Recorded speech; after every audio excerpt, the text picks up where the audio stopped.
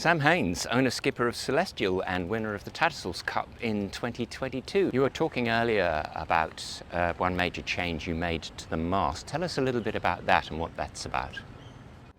Well, we've just tuned the rig slightly differently. We're sailing with a fixed forestay at the moment, and one of the gains that was pointed out to us by Southern Spar's Rig Pro, who are the designers and engineers, was to drop the backstays down. So the runners have come down 800 from the topmast, and it just helps us straighten the mast out a little bit, changes the luff curve on the main. We built a new main this year, so it seemed like a good time to make both adjustments at the same time.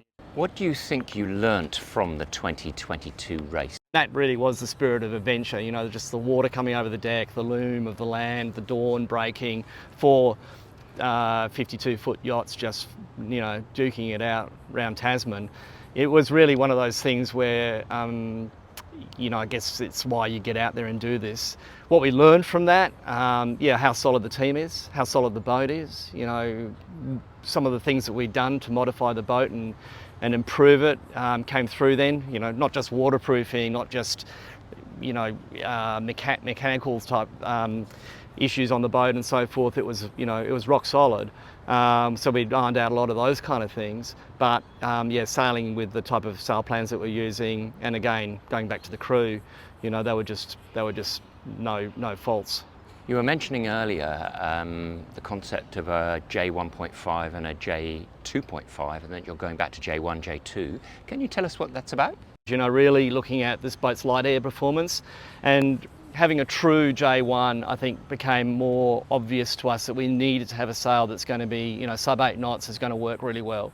And the J1.5 was just downrange for that. So it isn't as easy to choose, say, 3 jibs to go with, or to reduce your jib inventory. We've got 3 jibs without such a big overlap as a 1.5, 2.5 do. But if you can get your weather, you know, within a certain bandwidth of, you know, how strong the weather's going to be, then it might work better. And I think it's probably going to be better for this boat, particularly because we wanted to look at lighter air sailing. I think I'm right in saying that Jack McCartney said last year that if you were going to win this race, you'd have to drive it like you stole it.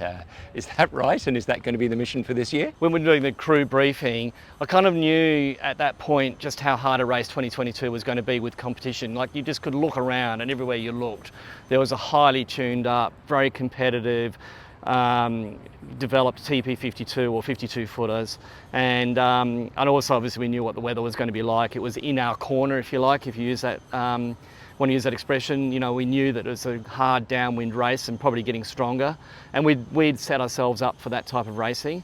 But I also said, yeah, look guys, we're just going to, you know, you've got permission, drive it like you stole it. And at the end of the day, they did. So, you know, luckily it all held together, and the rest is history.